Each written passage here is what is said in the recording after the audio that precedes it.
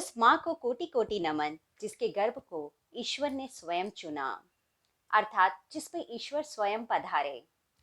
क्या जो अनुभव माँ कौशल्या को श्री रामचंद्र जी के जन्म से पूर्व, माँ देवकी को श्री कृष्ण जी के जन्म से पूर्व हुआ, क्या वही अनुभव माता दान कुंवरी जी को श्री राम शर्मा जी के जन्म से पूर्व हुआ? आइए जानते हैं। अवलखेड़ा में एक पुरानी हवेली थी।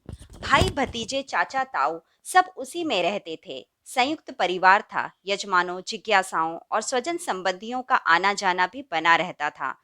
खासी चहल पहल रहती। पंडित रूप किशोर जी तब 55 वर्ष के थे। उनकी पत्नी दान कुंवरी को घर में सब लोग ताई जी कहते थे। पंडित रूप किशोर सब भाई बहनों में बड़े थे।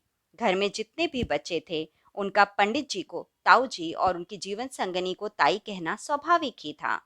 वे परिवार के सभी सदस्यों का ध्यान रखती। देवरानियों और बहुओं के लिए वे जेठानी या रिश्ते में सास नहीं, वात्सल्य और क्षमा से भरी हुई बड़ी बहन या माँ से भी बड़ी ताई जी लगती थीं। रात के चौथे पहर उठती और देर रात तक जागते हुए स्वजन संबंधियों का और मेहमानों का ध्यान रखने में व्यस्त रहती। सन 1911 में उन्हें मातृत्व का आभास हुआ। पहली संतान गर्भ में आई। ताईजी को कुछ विलक्षण अनुभव होने लगा। बहुत सहजता से वे बताती थीं कि इन अनुभवों से उन्हें डर नहीं लगता, अटपटा भी महसूस नहीं हुआ। पास पड़ोस की बड़ी बूढ़ी स्त्रियों से चर्चा की तो उन्होंने बताया कि कुल देवता प्रसन्न हो रहे हैं। ये प्रतीतियां वही करवा रहे हैं। बहुत बाद में स्पष्ट हुआ कि ये अनुभव पूर्वजों या कुल देवताओं के अनुग्रह आशीर्वाद स्वरूप ही नहीं हैं। वे बताया करती थीं कि एक सुबह घर में दूध औटाया जा रहा था। चूल्हे पर बर्तन चढ़ा हुआ था। स्नान पूजा से निवृत्त होकर और दिनों की तरह बाद में किए जाने वाले कार्यों के बारे में सोच रही थी। शरीर में इतनी स्फूर्ति और सक्रियता थी कि देर रात तक काम करना पड़ा तो भी कभी सुस्ती नहीं आई। कठोर परिश्रम करने पर भी थकान अनुभव नहीं हुआ। उस सुबह न जाने क्या हुआ कि झपकी लग गई। वे बैठी हुई थीं और पलकें मुंद गईं। लगा जैसे नींद आ गई और कोई सपना देख रही हैं। सपना किसी अज्ञात प्रदेश के वन का। वे उस निर्जन प्रदेश में अकेली हैं। चारों ओर सूर्य की स्वर्णिम आभा बिखरी है। पूर्व दिशा में तप्त अग्नि पिंड की तरह सिंदूरी लाल रंग का गोला उदित हो रहा है। उसी उदित सूर्य का प्रकाश चारों ओर फैल रहा है। वातावरण में व्याप्त सुगंध ने ताई जी को अभिभूत कर दिया। स्वप्न दृश्य में ही वे अपनी सुध-बुध खो बैठीं। फिर पूर्व दिशा में उद्याचल के पीछे से उभरता सूर्य पिंड धीरे धीरे प्रखर होता जा रहा था। पिंड के मध्य में एक नारी आकृति की झलक दिखाई दे रही है। स्वर्णिम कांति से युक्त वह आकृति हंस पर बैठी है। दाएं हाथ में कमंडल और बाएं हाथ में पत्राकार पोथी। ताई जी उस समय स्पष्ट नहीं देख पाई कि कौन सा ग्रंथ है। वे समझी कि भागवत है, क्योंकि पति देव इसी शास्त्र का पाठ कथा और अनुष्ठान संपन्न कराते थे। वह आकृति कुछ क्षण तक दिखाई दी, फिर लुप्त हो गई। देखा तो दूध उफन आया है। पतीले से उफन कर कुछ चूल्हे में भी गिर गया। जलती हुई लकड़ियों पर गिरने से छनन छिन की आवाज आ रही। उस आवाज से ही तंद्रा टूटी। पति देव को यह दृश्य सुनाया। ताई जी ने यह भी कहा कि उस देवी के हाथ में भागवत की पोथी थी। पंडित जी ने स्पष्ट किया कि वह पोथी श्रीमद् भागवत की नहीं, वेद की है।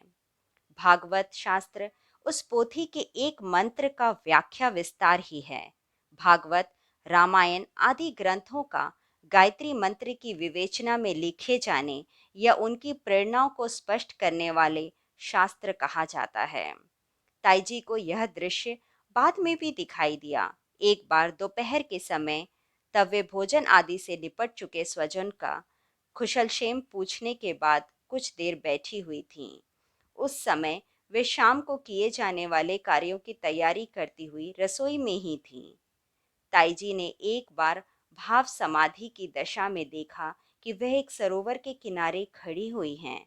उसमें कमल खिले हुए हैं। एक बड़े कमल पर वही आकृति विराजमान दिखाई दी जो पहले कभी सविता मंडल पे विराजी हुई थी। एक स्वप्न में पूर्व दिशा से देवताओं के विमान उड़ते हुए दिखाई दिए। उनमें बैठे हुई सत्ताएं फूल बरसा रही थीं। पंडित जी के अनुसार ये दृश्य अंतर जगत में हो रही हलचल के संकेत थे। संकेतों को चेतना में होने वाले परिवर्तन भी कह सकते हैं। जब भी किसी पुण्य आत्मा को शरीर धारण करना होता है और वे गर्भ में आ चुकी होती है, तो इस प्रकार के स्वप्न दिखाई देते हैं। घर आंगन में भी उन दिनों कुछ विचित्र घटनाएं होने लगी।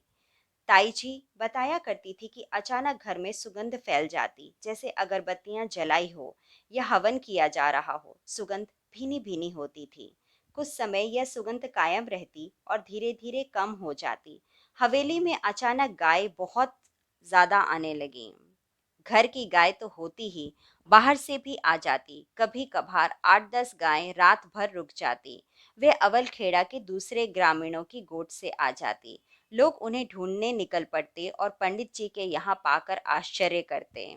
सामान्य दशा में पराये पशुओं को भगा दिया जाता था, लेकिन ताई जी के मन में उन दिनों विलक्षण परिवर्तन आया कि गायों को भगाने की बजाय उनकी सेवा करने लगती, उन्हें चारा पानी देने लगती।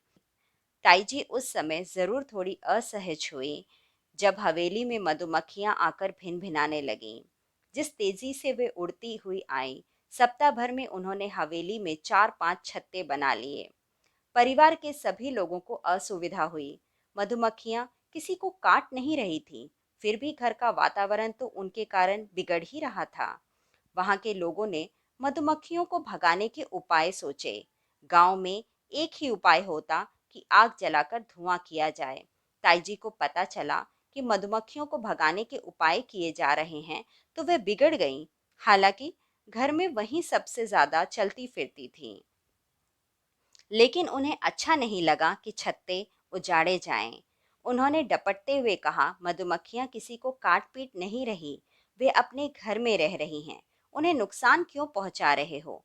वे हमारा कुछ नहीं बिगाड़ रही, तो हम ही क्यों उनका घर उजाड़ें? ताई जी के डपटने पर सब शांत हो गए। पंडित रूप किशोर जी उस समय कथा कहने के लिए बाहर गए हुए थे। वह 8-10 दिन बाद लौटे। घटनाक्रम पता चला तो उन्होंने भी ताई जी का समर्थन किया। यह आध्यात्मिक तथ्य समझाया कि मधुमक्खियों का आना और घर में छत्ते बनाना शिव संकेत हैं। परिवार में जब कोई दिव्य आत्मा आने वाली हो, तब तो वह शिव का वरदान है। उनके भेजे हुए प्राणी फूलों की सुवास और मधु संचित कर ला रहे हैं। यह शिव का अनुग्रह और आने वाली आत्मा के लिए आश्वासन भी है। 20 सितंबर सन 1911 में अश्विन पक्ष की त्रयोदशी तिथि को आगरा जलेसर मार्ग पर स्थित उस गांव की हवेली में सुबह 9 बजे श्री राम का जन्म हुआ। पितृपक्ष चल रहा था। सनातन धर्म की मान्यता के अनुसार इन दिनों शरीर छोड़ना और जन्म लेना दोनों ही विलक्षण हैं। कहते हैं कि जो लोग देह छोड़ते हैं वे परलोक में ज्यादा नहीं भटकते। उनकी ऐसी कोई भोग वासना शेष नहीं रह जाती कि उसकी तृप्ति के लिए अशरीरी अवस्था में रहना पड़े। वे आत्माएं या तो सीधे पितृलोक चली जाती अथवा नया शरीर धारण कर लेती हैं। इस अवधि में जन्म लेने वाली आत्माएं भी मुक्त प्राय होती हैं। उनकी एकाध सूक्ष्म वासना शेष रहती है, जिसे पूरा करने के लिए वे शरीर में आती है। यह भी कि पितृपक्ष में जन्म लेने वाले लोग उसी वंश परंपरा के कोई मेधावी पूर्वज होते हैं। वे अपनी परंपरा को आगे बढ़ाने, उसे समृद्ध करने, गौरव बढ़ाने या पिछले जन्मों में जिन लोगों का अनुग्रह उपकार रह गया हो उसे चुकाने के लिए आते हैं। पितृपक्ष जन्म कुंडली और जन्म से पहले होने वाली घटनाओं के आधार पर अवलखेड़ा के पंडितों ने भी कहा कि रूप किशोर जी के यहाँ योगी यति आत्मा प्रकट हुई हैं। 55 वर्ष की उम्र में उनका सौभाग्य उदित हुआ है। शिशु का जन्म घर में ही नहीं, गांव में भी उल्लास का विषय बन गया। 30-40 घर थे। गायों के आने, मधुमक्खियों के छत्ते बनाने, ताई जी की कही हुई बातें आश्चर्यजनक रूप से चरितार्थ होने की चर्चा आसपास के घरों में ही नहीं, गांव में भी फैल गई थी। धर्म धारणा और लोकोत्तर ज्ञान के सहज बोध के चलते बुजुर्ग ग्रामीण उन घटनाओं के समय ही कह चुके थे कि पंडित जी के घर में योगी यति आत्मा जन्म लेने वाली है। जन्म हो गया तो आसपास के गांव से लोग, जिन श्रीमंतों और कुलीन परिवारों में पंडित जी कथा कहते थे, वहां से भी लोग आए। गांव के लोगों को उन सब का आना सहज लगा। विशेष लगा तो यह कि गांव में साधु सन्यासियों का आना जाना बढ़ गया है। पहले कभी इक्का दुक्का साधु ही भूले भटके आते थे। शिशु का जन्म होने के बाद 4-5 सन्यासी प्रतिदिन आने लगे। जिस दिन जन्म हुआ उस दिन 10 बजे एक ऊंचा पूरा और तेजस्वी सन्यासी हवेली के बाहर आकर खड़ा हो गया। रुदन सुनकर उसने बच्चे को देखने की इच्छा व्यक्त की। ताईजी को संकोच हुआ, लेकिन पंडित जी के समझाने पर मान गई। बच्चे को देखकर सन्यासी ने दोनों हाथ उठाए और दीर्घायु यशस्वी होने का आशीर्वाद देके वापसी का रुख कर लिया। ताई जी बताया करती थी कि श्री राम का जन्म होने के बाद कोठरी में मधुर संगीत गूंजने लगा। अगले दिन सुबह तक मंत्रों के पाठ और रामायण की धुन सुनाई देती थी। ताई जी की आंतरिक स्थिति के कारण भी यह अनुभव हो सकता है, लेकिन सन्यासियों के आने जाने से उन्हें परेशान होते हुए कई लोगों ने देखा। साधु महात्माओं को घर के दरवाजे पर आकर ठिठक जाने और बिना कुछ बोले चुपचाप खड़े रहने पर वे थोड़ा बहुत परेशान होती थीं। उन्हें भेंट पूजा दी जाती तो वे मना कर देते। सौरी ग्रह की तरफ टकटकी लगाकर देखते रहते। बच्चे के रोने की आवाज़ सुनकर वे चले जाते। साधुओं के आने से पंडित जी को अजीब तो लगता था, लेकिन वे परेशान नहीं होते थे। ताई जी परेशान होती तो उन्हें समझा बुझा देते। बालक 16-17 दिन का हुआ। सूतक निवारण के बाद नामकरण संस्कार की व्यवस्था की गई। एक दिन एक विलक्षण घटना घटी, जिससे ताईजी के साथ पंडित जी भी थोड़ा विचलित हुए। संस्कार के लिए विजयदशमी का दिन चुना गया था। गांव में रामलीला या रावण दहन जैसे कार्यक्रम नहीं होते थे। घरों में नवग्रह परायण बिठा लिया जाता था। सप्तशती पाठ का प्रचलन भी था, लेकिन ज्यादा लोग रामचरितमानस का ही पाठ करते। बच्चे का जन्म होने के कारण घर में सूतक मनाया गया। संध्या वंदन और पूजा पाठ के नियम कर्म संध्या वंदन और पूजा पाठ के नियम कर्म तो यथावत जारी रहे, लेकिन नवरात्रि की विशेष पूजा नहीं हुई। नवमी के दिन सूतक निवारण हुआ। उसी दिन रामचरितमानस का अखंड पाठ रख लिया गया। अगले दिन पूर्णाहुति यज्ञ और यज्ञ के साथ नामकरण संस्कार। मानस पूर्णाहुति यज्ञ और संस्कार आयोजन में गांव के लगभग सभी लोग आए। विजयदशमी के दिन लोगों का आना शुरू हुआ। जो भी आया उसने देखा कि हवेली के द्वार पर एक सन्यासी खड़ा है। कुछ देर बाद वहां एक साध्वी भी आ गई। दोनों में कोई संवाद नहीं हुआ, लेकिन नामकरण आरंभ होने तक वे एक ही जगह अविचल खड़े रहे। संस्कार आरंभ हुआ तो दोनों अंदर आ गए। ताईजी की गोद में लेटे हुए शिशु को अपलक देखते रहे। संस्कार आरंभ हुआ तो ताईजी की निगाह उन दोनों पर पड़ गई। पहली बार देखकर वह सहमी और शिशु को पल्ले से ढकने लगी। साधु ने कहा, रहने दे माई, हमें भी लाल को देख लेने दे। जी भरकर देख लें, फिर पता नहीं हम कब देख पाएंगे या नहीं। साधु ने अपनी ओर इंगित किया था कि पता नहीं हम लोग बाद में रहें या ना रहें।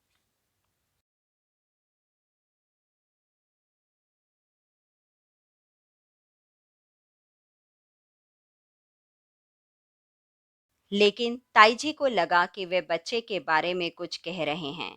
उन्हें गुस्सा आ गया। वे वेदी से उठी और साधु को डपटने लगी। साध्वी को भी आड़े हाथ लिया। दोनों अपनी सफाई देते रहे, लेकिन ताईजी का गुस्सा सिमटने में ही नहीं आ रहा था। पंडित जी उठे और उनके मुंह से अनायास निकल गया, रहने दो श्री राम की माँ, तुम्हारे बच्चे का कोई अनिष्ट नहीं होगा, वे कुशल मंगल ही रहेगा। पंडित जी का कहना था कि साधु ने कहा, हम जाते हैं माई, लेकिन हमारी थोड़ी सी बात मानना। बच्चे का नाम श्री राम ही रखना, जो उसके पिता के मुंह से अपने आप निकला है। यह प्रभु की इच्छा है। पंडित जी ने भी साधु के मत से अपना मत मिला दिया। सन्यासी और योगिनी को फिर ताई जी ने कुछ नहीं कहा। वे संस्कार संपन्न होने तक अपने स्थान पर खड़े रहे। ऐसी भावना आई थी कि हिमालय की एक सिद्ध आत्मा आपकी गोद में आई है। हम लोगों को किसी तरह पता चला तो देखने आए हैं। एक झलक देखकर चले जाएंगे। माँ ने सन्यासी का मन रख लिया और झलक दिखाकर मुड़ते ही बोली, अब मैं किसी को भी अपने लाडले की झलक नहीं दिखाऊंगी। साधु बाबा यहाँ नहीं आया करें। अपने कमरे में जाकर अपने इष्ट द्वारकाधीश के आगे बैठ गई और देर तक रोती रही। हिमालय की आत्मा, सन्यासी, सिद्ध पुरुष, दर्शन और इसी तरह के संबोधन ने माँ को व्यथित कर दिया था कि उनका बेटा आगे चलकर बिछुड़ न जाए। वह वह भी कहीं बाबा जोगी न बन जाए। माँ ने अपने इष्ट से यही मांगा होगा कि उसका शिशु हमेशा उसके पास रहे, कभी उससे दूर नहीं हो। भक्त ने अपने भगवान से क्या मांगा, यह दोनों का निजी संवाद है। बहरहाल, इस घटना